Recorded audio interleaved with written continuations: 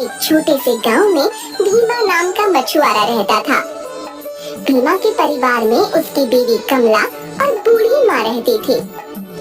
भीमा एक बहुत ही ईमानदार और बुद्धिमान व्यक्ति था। उनके घर के हालात अच्छे नहीं थे, वो काफी गरीब थे।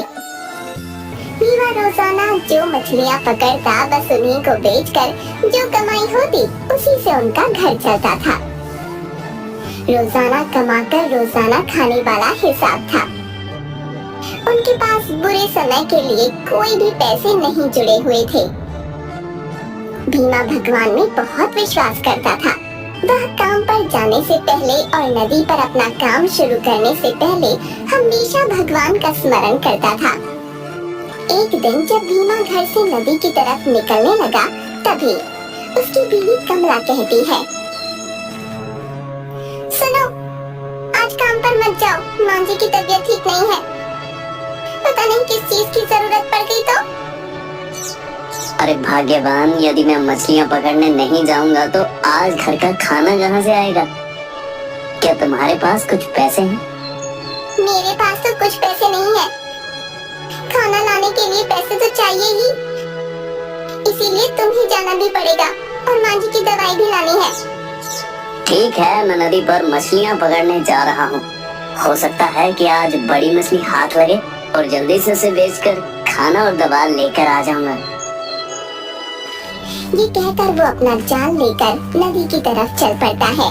भीमा जैसे ही नदी पर पहुंचता है, वो भगवान का स्मरण करते हुए कहता है, हे भगवान, आज मेरे घर में खाने के लिए कुछ भी नहीं है और मुझे मेरी माँ के लिए दवाई भी लेनी है। मुझ पर कृपा रखना प्रभु, आज मुझे बड़ी बड़ी मछलियाँ मिल जाए।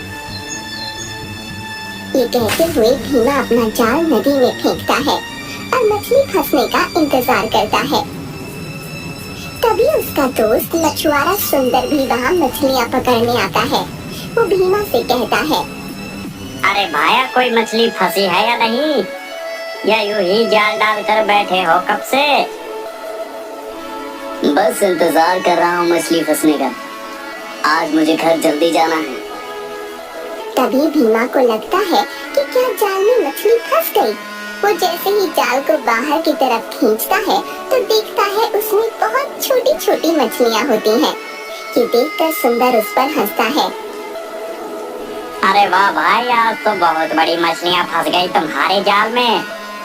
सारी बड़ी मछलियाँ तुम ही ले जाओगे क्या? इस तरह सुंदर भीमा का मजाक उड़ाता है। भीमा वो मछलियाँ देखकर बहुत दुखी होता है और सोचता है, हे प्रभु, पता नहीं इतनी छोटी मछलियाँ बिकेंगी भी या नहीं और खाने और दवा के लिए पैसे भी हो पाएंगे या नहीं। उस दिन अपनी किस्मत पर रोता हुआ भीमा छोटी छोटी मछलियों को लेकर भारी मन से बाजार में बेचने चल पड़ता है। मछली ले लो, मछली, ताजी छोटी मछली। उसके पास मछली लेने कोई नहीं आता। सभी लोग बाजार में बड़ी बड़ी मछलियाँ खरीद रहे थे। वो लगातार लोगों को आवाज लगाता है कि कोई तो उसकी मछलियाँ खरीद ले। काफी देर बाजार में खड़े होने के बाद भी उसकी मछलियाँ नहीं बिकती। लोग बड़ी मछलियाँ लेने के लिए दूसरे मछुआरों के पास जा रहे थे। अब बाजार बंद होने वाला था और सभी मछुआरे अपनी मछलियाँ बेचकर घर वापस जा रहे थे। परंतु भीमा निराश था। वहीं बाजार में खड़ा इसी उम्मीद में कि कोई तो उसकी मछलियाँ खरीद ले। तभी एक व्यक्ति भीमा के पास आता है। अरे भाई साहब, ये मछलियाँ किस दाम में दे रहे हो? जी बाबूजी, ये सब मछलियाँ आप 200 रुपए में ले लीजिए। इस पर वो व्यक्ति कहता है, यह तो बहुत छोटी छोटी मछलियाँ हैं, इनके 200 तो नहीं दूंगा, 100 में देना है तो दे दो। भीमा बेचारा क्या करता। उसे लगा कि कहीं ये ग्राहक भी चला गया तो उसे 100 रुपये भी नहीं मिलेंगे। वह 100 रुपये में सारी मछलियाँ उस व्यक्ति को दे देता है। भीमा जल्दी जल्दी दवाई और कुछ खाने का सामान लेने के लिए बाजार की तरफ चल पड़ा। तभी उसके पीछे से किसी की आवाज आती है। अरे बेटा, कोई इस बुढ़िया को खाना खिलाएगा।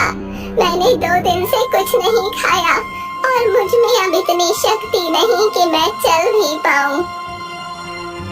भीमा पीछे मुड़कर देखता है तो वहाँ एक बुढ़िया बैठी थी जो देखने में बहुत कमजोर और बीमार लग रही थी। भीमा को उसे देखकर दया आ जाती है। आज उसके पास पैसे कम थे, परंतु फिर भी वह बिना मदद किए आगे नहीं जा पाता और उन पैसों में से थोड़े से पैसों से उस बुढ़िया को केले खरीद कर देता है। बुढ़िया भीमा से कहती है, बेटा तुम बहुत अच्छे हो, तुम्हारा दिल बहुत बड़ा है। यहाँ से कितने लोग गुजरे परंतु किसी ने मेरी तरफ मुड़कर देखा भी नहीं। तुमने मेरी इतनी मदद की और मुझे खाने को लाकर दिया, तुम्हारा बहुत बहुत शुक्रिया। भीमा वहाँ से चलने लगता है तो बूढ़ी अम्मा उसे रोक कर कहती है, देखो बेटा, तुमने मेरी इतनी मदद की तो मैं भी बदले में तुम्हें कुछ देना चाहती हूँ। बुढ़िया अपने हाथ से कुछ दाने भीमा के हाथ पर रखती है और उससे कहती है, देखो बेटा, कल जब तुम मछली पकड़ने जाओ तो मछली पकड़ने से पहले नदी में एक दाना डाल देना, उसके बाद वहीं पर अपना जाल डाल देना। ध्यान रहे, जाल डालते समय तुम्हें मन ही मन उस नदी की देवी को याद करना है और प्रार्थना करनी है कि वो तुम पर कृपा करें। परंतु इस प्रक्रिया के दौरान वहाँ कोई भी नहीं होना चाहिए, अर्थात कोई व्यक्ति वहाँ आकर तुम्हारे स्मरण में विघ्न न डाले, वरना उस नदी की मछलियों में से एक भी तुम्हारे जाल में नहीं फंस पाएगी। यदि पहली बार में ऐसा होता है तो तुम्हें केवल एक मौका और मिल पाएगा। तुम दूसरा दाना डालकर फिर से यही प्रक्रिया दोहराना, पर याद रहे वो तुम्हारा आखिरी मौका होगा। यदि तुम सफल हो गए फिर तुम्हें जो मछली मिलेगी वो तुम्हारी किस्मत बदल देगी। भीमा बुढ़िया से वो दाने लेकर अपने घर की ओर चल देता है। घर पहुंचते ही भीमा अपनी पत्नी कमला को खाना और माँ की दवा देता है। भीमा कमला को बुढ़िया वाली सारी घटना सुनाता है। कमला सब कुछ सुनकर हैरान होती है और भीमा से कहती है, अरे यह तो बहुत अच्छी बात है, क्या पता ये दाना डालने से कल तुम्हें बहुत बड़ी मछली मिले और खूब अच्छे दाम पर बाजार में बिके। अगले दिन भीमा वो दाना और अपना जाल लेकर नदी की तरफ निकल पड़ता है। नदी पर पहुंचकर वो भगवान का स्मरण करता है और उस दाने को वहाँ नदी में फेंक देता है। वो मन ही मन सोचने लगता है, हे भगवान, आज मेरी मदद करना। जैसा कि बुढ़िया ने कहा था, मछली फंस जाने के बाद आज मेरी किस्मत बदल जाएगी। मुझ पर कृपा करना प्रभु। तभी जाल में हलचल होती है। भीमा जाल को बाहर खींचने लगता है, परंतु उससे जाल अकेले खींचता ही नहीं। तभी सुंदर वहाँ आ जाता है और उसकी सारी मेहनत पर पानी फेर देता है। सुंदर बीच में ही बोल पड़ता है, अरे भाई, क्या कर रहे हो? लगता है बहुत बड़ी मछली पकड़ने की तैयारी है। भीमा को उसे देखकर बहुत निराशा होती है। वो समझ जाता है कि अब उसकी सारी मेहनत खराब हो गई। जब तक सुंदर वहाँ है, कोई मछली उसके जाल में नहीं फंस पाएगी। तब अचानक नदी में जोर जोर से लहरें उठने लगती हैं और नदी के ऊपर कुछ मरी हुई मछलियाँ तैरने लगती हैं।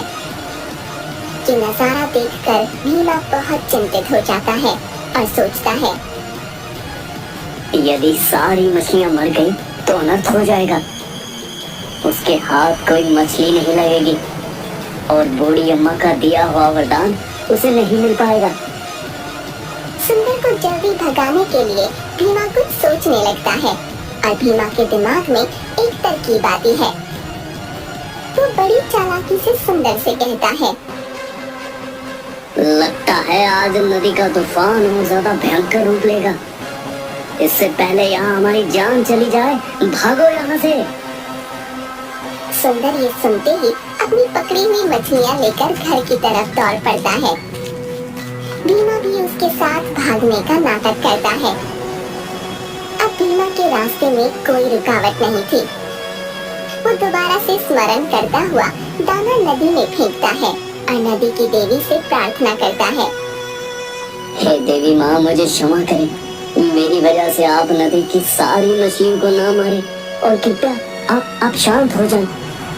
मुझे एक बड़ी मछली देकर मुझ पर कृपा करें देवी माँ। इतना बोलने के बाद नदी का जल शांत हो जाता है। इस बार भीमा की मेहनत रंग लाती है और उसके जाल में बहुत बड़ी मछली फंस जाती है। मछली का रंग देखते ही भीमा बहुत खुश और हैरान हो जाता है। वो एक सुनहरी चमकती हुई सी मछली थी। इससे पहले ऐसी सुंदर मछली भीमा ने कभी नहीं देखी थी। धन्यवाद देवी माँ, तेरा लाख शुक्र है। अरे वाह, मजा आ गया। आज तो मछली लेकर पहले घर जाता हूँ। भीमा मछली लेकर बाजार की बजाय घर की ओर चल देता है और घर जाकर अपनी पत्नी को वो मछली दिखाते हुए कहता है, देखो आज मेरे जाल में कितनी बड़ी मछली फंसी है। उस बूढ़ी अम्मा ने जो दान दिया था उसने तो जादू ही दिखा दिया। इसका मतलब उसकी कही हुई बात सच थी। परंतु उसने यह कहा था कि इस मछली के मिलने के बाद मेरी किस्मत पूरी तरह से बदल जाएगी। पर यदि मैं इस मछली को आज ही बेच देता हूँ तो इसे मिले पैसे तो कुछ ही दिनों में खत्म हो जाएंगे। जरूर बूढ़ी अम्मा कुछ और कहना चाहती थी। अरे, इतनी बड़ी मछली फंसी है और क्या किस्मत खुलेगी? तुम कहना क्या चाहते हो? काफी देर सोचने के बाद भीमा उस मछली को काटता है। वो जैसे ही उस मछली को काटता है, भीमा और कमला की आंखें फटी की फटी रह जाती हैं। मछली के अंदर एक चमकता हुआ बहुत बड़ा सोने का सिक्का निकलता है।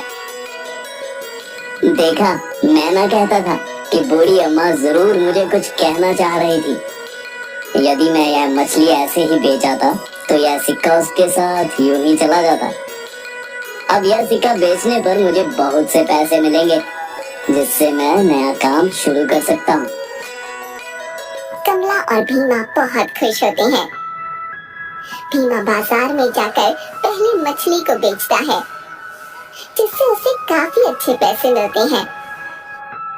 बाद में सोने के सिक्के को लेकर बाजार में जाता है और उसे भी बेच देता है।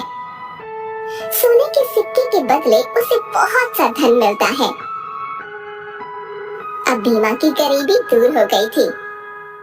भीमा उसी रास्ते पर जाता है जहाँ उसे वो बूढ़ी अम्मा मिली थी। वो चाहता था कि वो उसका शुक्रिया अदा करे, परंतु वहाँ पर उसे कोई बूढ़ी अम्मा नहीं मिलती और आसपास ढूंढने पर भी कोई बूढ़ी अम्मा नहीं दिखती। तभी भीमा मन ही मन सोचता है कि भगवान ने उसकी मदद के लिए ही किसी फरिश्ते को भेजा था। भीमा उस पैसे से अपना नया कारोबार शुरू करता है और देखते ही देखते बहुत पैसे वाला बन जाता है। इसके बाद से भीमा अपने परिवार के साथ खुशी खुशी जीवन व्यतीत करता है।